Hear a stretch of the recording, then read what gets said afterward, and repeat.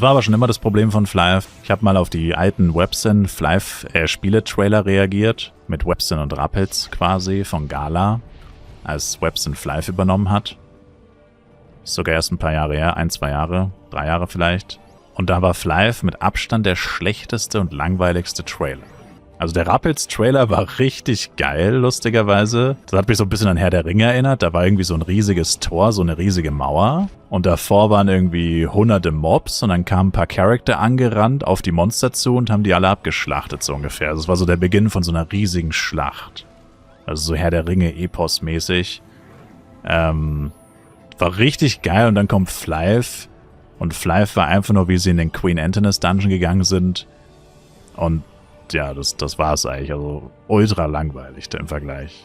Also da selbst vor, was war das, 14 Jahren, 13, 14 Jahre, selbst da war Flyve schon immer der schlechteste und langweiligste Trailer von allen Free-to-Play-Spielen. Also ich meine, ja, das Game ist leider so, dass du da nicht so, keine Ahnung.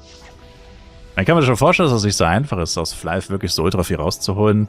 Aber mehr als das, was sie rausholen, kann man, denke ich, schon, wenn man sich noch ein bisschen mehr Mühe... Also, ich meine, die werden ja auch dafür bezahlt, ne? Ich meine, das macht ja keiner freiwillig. Das ist ja nicht irgend so ein Hansel, der da in seinem Hinterzimmer hockt, so wie ich, oder so. Sondern die werden, das ist ja denen ihr Job. Also ich meine, die arbeiten ja auch monatelang wahrscheinlich an so einer Marketingkampagne. Also hoffentlich nicht. Bei dem Output hoffentlich nicht Monate. Aber theoretisch, also du machst das ja auch nicht in einem Tag oder in einer Stunde, sondern du nimmst dafür wahrscheinlich, keine Ahnung, schon so relativ viel Zeit und du wirst dafür bezahlt. Also du machst ja dann auch wahrscheinlich nichts großartig anderes. Also da kann man schon ein bisschen mehr erwarten, finde ich. Und by the way, zugegebenermaßen, der Trailer war damals im Vergleich zu den anderen Klassen relativ schlecht. Im Vergleich zu den anderen Spielen, meine ich. Aber er war immer noch besser als alles, was sie heutzutage so raushauen. By the way. Just saying. Also der Trailer von damals wäre besser als die Werbung, die sie heute ausstrahlen. Das ist das Traurigste dran. Hast du eigentlich Equipment für jede Klasse? Jein. Also alle meine Klassen haben mindestens Bloody und 135er oder 120er Set.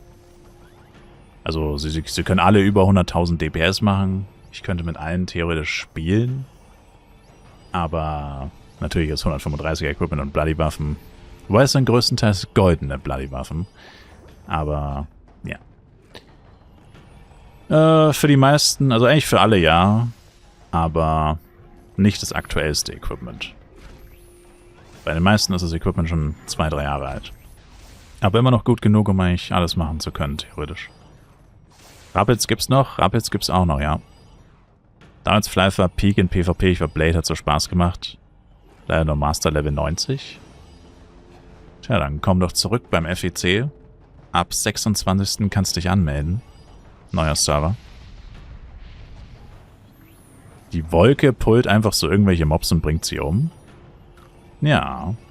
Ich platziere die Wolke und dann greift sie 25 Sekunden lang Monster. Und dann sind die Flyve PvP-Videos von damals noch interessanter. Gibt's so Oldschool Flyve AMV-Videos, das ist sogar viel besser. Ehrlich gesagt, das ist halt auch etwas, was andere Spiele machen. So Wettbewerbe, so kreative Wettbewerbe. Vor allem in Zeiten von AI. Ich bin zwar selber auch nicht der größte Fan von, wenn alles AI erstellt wird, aber ich sag mal so, wenn es nicht anders geht. Wenn man anders nichts erwarten kann, dann ist das vielleicht einfach so. Kann man auch nicht mehr ändern. Aber was sie halt bei Flyve auch überhaupt nicht mehr machen, also das haben sie mal eine Zeit lang gemacht, so Screenshot-Wettbewerbe, auch so Kreativwettbewerbe mit Kostümen im Discord. Also entweder kriege ich es nicht mit, oder es hat einfach schon Ewigkeiten lang nicht mehr stattgefunden. Keine Ahnung. Für die Leute, die nicht gepermabannt sind auf dem Discord, könnt ihr mal sagen, ob da nochmal was kam oder so in der Richtung. Aber was sie zum Beispiel auch machen könnten, wäre halt einfach ein Kreativwettbewerb. Sendet eure Videos ein, also explizit auch für Marketing, wo du auch eine Erklärung abgeben musst, dass dein erstelltes Video, also dass halt du die Rechte daran hast und dass du deine Rechte abtrittst, fürs Marketing halt. Und dass du dann sagst, der erste Spieler kriegt zum Beispiel 500 € und 50.000 F-Coin.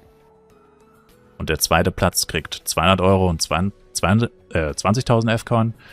Und der dritte Platz kriegt, keine Ahnung, 100 Euro oder 50 Euro und 5.000 F-Coin.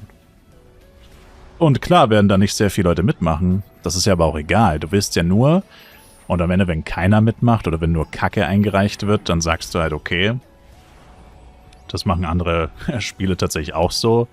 Wenn halt wirklich nur Bockmist eingereicht wird, dann gibt es halt nur einen Teilnehmerpreis oder so. Oder nicht jeder Preis wird dann vergeben, weil wenn halt nur Mist eingereicht wird, dann kannst du ja niemandem 500 Euro dafür geben. Muss man halt auch in den Teilnahmebedingungen einfach dazu sagen,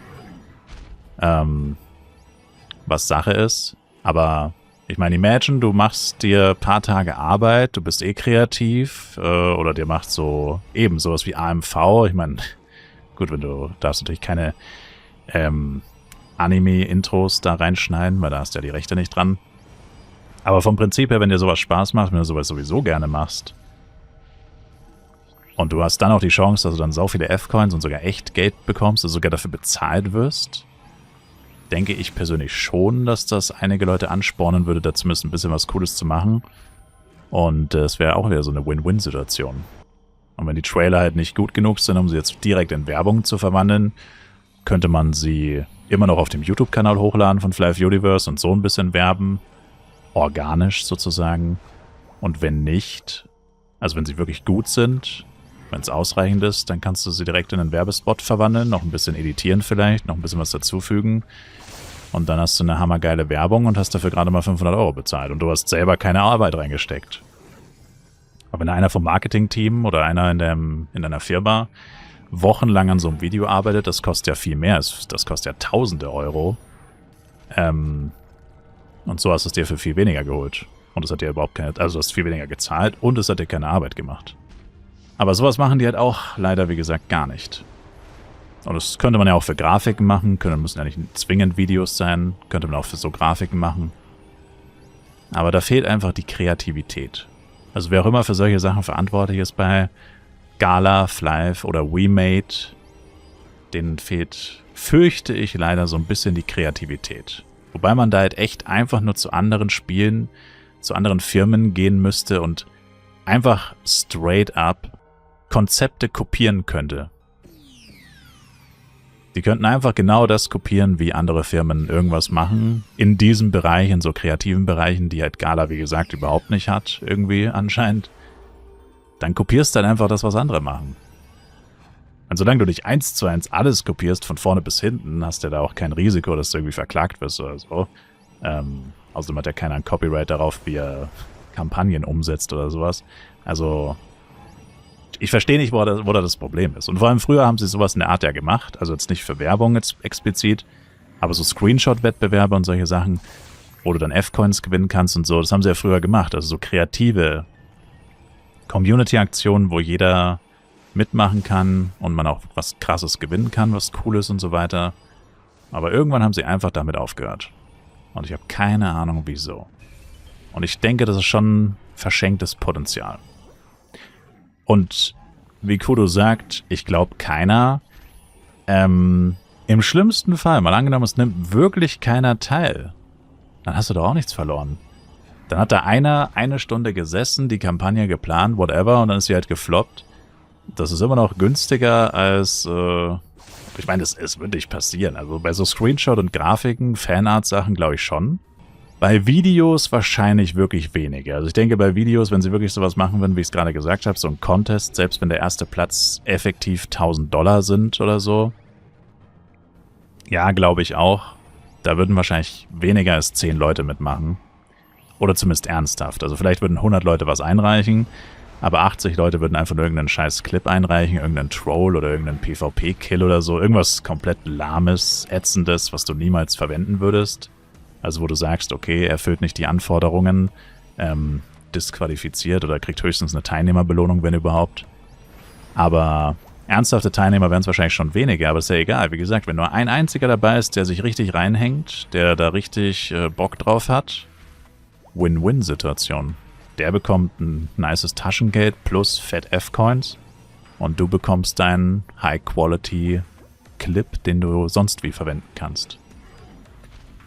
Also, probieren geht ja auch über Studieren. Ne? Ich meine, das kannst du ja erst wissen, wenn du es gemacht hast. Und wenn du sowas niemals machst, dann kannst du es ja nicht wissen.